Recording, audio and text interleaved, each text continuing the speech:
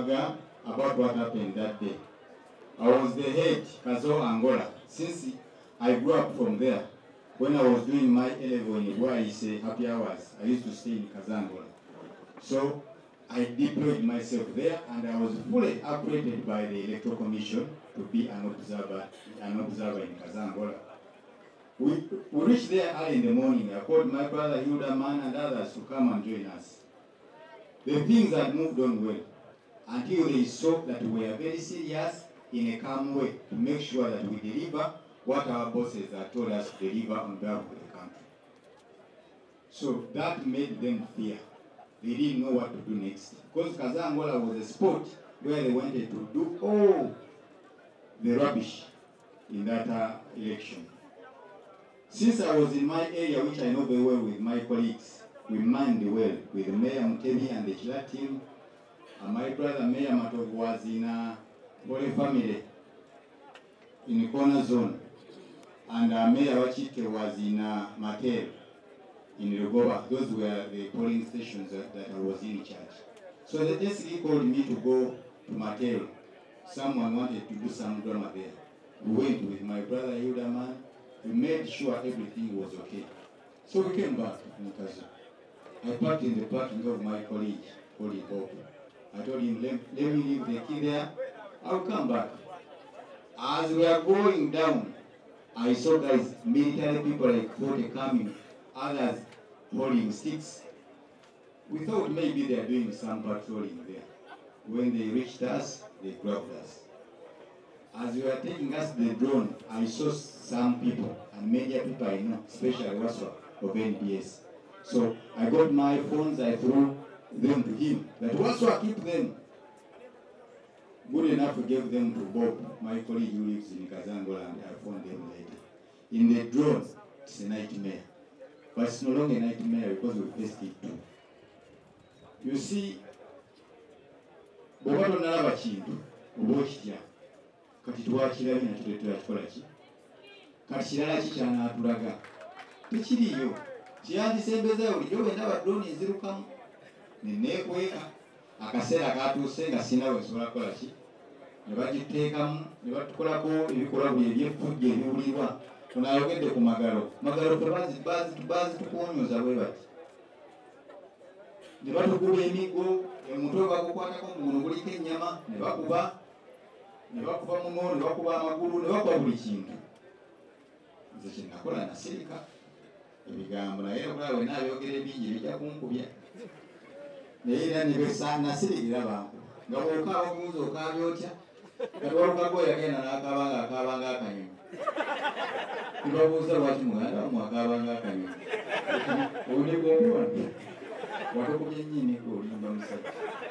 Mumbela wait, what we told us, what at them, but drone was taken on Musana, a Pukumolini, what we say, but you said drone in Dala.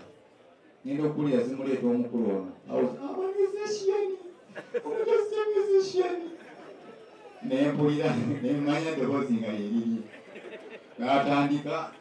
Monga can even sing for your song. Can you but you are a bit of Yemi gave your way. Watandika, I can sing for your song, and I have been but Masan. But my aunt, she would pay what she ever wanted. You know, Kulia, I could now more. I can't go to a member of Sunday. I said, I'm going to cheat. I'm saying, you took up for us. Eboze zilimu za naku naye sagala kwa naku. Njagala kumanya nti buli kintu tupesinga tulina kipesinga. Abasinga tusinza Yesu oba Yesu. Emige ejyamu kuba tugamba yayiwonya endwadde zaffe. Naku okutulugunya kuba tukolako okwegenda okununula Uganda yaffe efune emirembe. So okunakuwala okungi okwo nze sijja kunakuwala n'emboozi yange bwenyinyamba nga musajja oli mbulumi naye enyumya emboozi ezisisa. Mbona sisisa bwentyo bwenyumya. Tulina okubeera abagumu. Ebyo tubirabyeko tubirozezzaako n'ebirala bingi ebisinga kwabo bajja bikola. Kuba batumalidde nga tumanyi obulamu babukoze ki. Ng'ekitugumya kimu nti batukwatidde mu kamera tisi wajja kubaayo ababuuza. Muganda waffe Kiyaga agenza okuzuuka ku makya ng'afuka musaayi. Era azzeeyo mu ddwaliro. nange luli nawuliranga ali obulungiko naye kati ate mpulira muno bunwe bamuweekuula mpulira muno kwegamuwulira n'omutwe guno sebuli bubi wala naye oba bagukuba sitegeera bulungi nimwe mulaba mutya ntegeera omulebe bagukosa nnyo n'olwekyo just kubeera bagumu buguma muganda waffe Nalukoola akaluluko kaagula musaayi akaluluko kaguliddwa bulumi naye olabye Uganda omutima gweraze wonna awamu katuli ffenna tusabe tuguse ekikwekweto ky'okuggyako Museveni kyekijja okuwa bannayuganda essanyu erisinga twongere omulimu ogwo tugukwate maanyi tewali kirala Museveni atidde nnyo n'okusinga ffe bwe tutidde basajja be batidde nnyo n'okusinga ffe basosoze nnyo batanya abaana ba wano n'okusinga bo otegeera bulungi batanya abaana abazaaliddwa wano era bagezaako tulaga nga basozi batukubanga balowooza Kabaka Magulu Nyondo Magulu Nyondo ne bakuba ku magulu kati Magulu Nyondo ajjakola eki kyokka bavanga bagamba ffe basosoze ate nga bo bwe baki olunaku lujja kukya tujja kutuuka mu nsi ensuubizi people power our power Our power, Mr. President, colleagues, a very good afternoon. I'm going to be very brief because of my colleagues have elaborated very well on the brutality and the violence. But they have left out one thing, Mr. President and colleagues. I have grown up in the ghettos, and in my life, in the whole of my life, I have not heard vulgar words like I heard while in a drone. I have grown up in the worst situations where you would expect that people would be vulgar and abusive. Mr. President, colleagues, I have not heard vulgar words like I heard in the drones. Of course we were beaten and brutalized, but the vulgarness of these guys, these are not UPDF soldiers, these are not trained soldiers. This should not be in the military, not today in Uganda. We have never seen this. We face the brutality, but the vulgarness, there are words I cannot mention. Mr. President, kubanga tuli basajja, ate tuli baana abakulidde mu ghetto. Omuntu yandirowoozezza nti ffe basibufu b'empisa abawulidde buli kigambo. Omwana mukazi bamulebingirawo, omwana ayomba, omukyala akuba munne, balwanagana. Naye Mr. President tukuze kutuuka wano bannayuganda nga nze siwulirangako bwemu nga bwe nawulira mu faani eyo mu drone eyo. Nga siwulirangako bigambo basajja bye baayogera. Baatukuba naye nze ekyasinga okunteeka mu ntiisa bye bigambo ebyeruseeku abasajja bye baayogeranga nga bwe batukuba.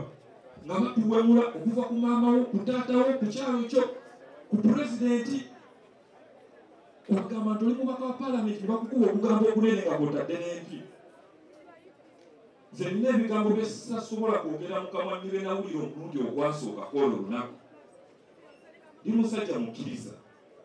Mu kiseera kino eky'ekisiibo nga ffenna abasiraamu n'abalukristiyans ffenna nga tuli mu kusiiba twetaaga okwegayirira Mukama Katonda olw'ekino ekiri mu magye g'eggwanga. Waliwo okukwata oli n'akukuba naye waliwo akukuba akuyolekeza ebigambo.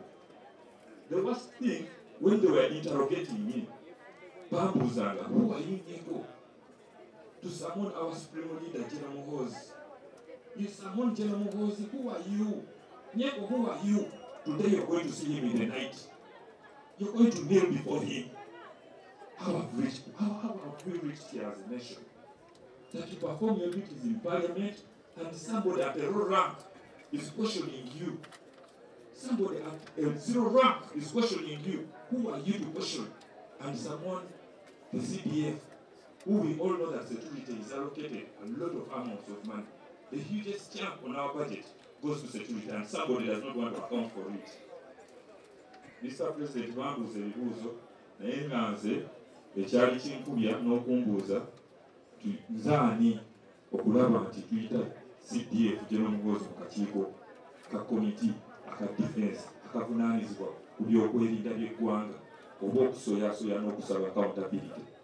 Ebyo nno nze nno nali sibitidde, naye ekyasinga okututeeka mu ntiisa ebigambo bye batuteekako nga batubuuza naye tuli basajja ate tuli bagumu twabisuubidde nti ekyalimenya omusajja anaaze ziyinza obutaba mikko oba bigambo naye olunaku olwaleero tulina obuvumu era nga tugamba tulina okusigala nga tugenda mu maaso okulaba nti kino ekibi ekiri mu magye gaffe kino ekibi ekigenda mu maaso mu ggwanga lyaffe ate tukijjawo obwo obuvunaanyizibwa buli eriffe era olw'okusebo njagala okusaba nalukoolo ono ngaze mu paalamenti wamu ne deputy president babateeke ku kakiiko ka defense gye n'omukozi alina okujja mu kakiiko ako tomuteeka walala muteeke eno tuzisibe nno kubanga abantu baffe obuzibu bwe tuyiseemu wabulabi era tujja kumubanja waba tasobola kujja mu kakiiko alekulire ekifo tetujja kuyita mu jjoogebo ery'ekika kino people power our power olunaku olw'ekyakuddayo mu kooti tubeebaza mwenna abatweyimirira n'ababeerawo mu mbeera eyo yonna yonna sebo kombula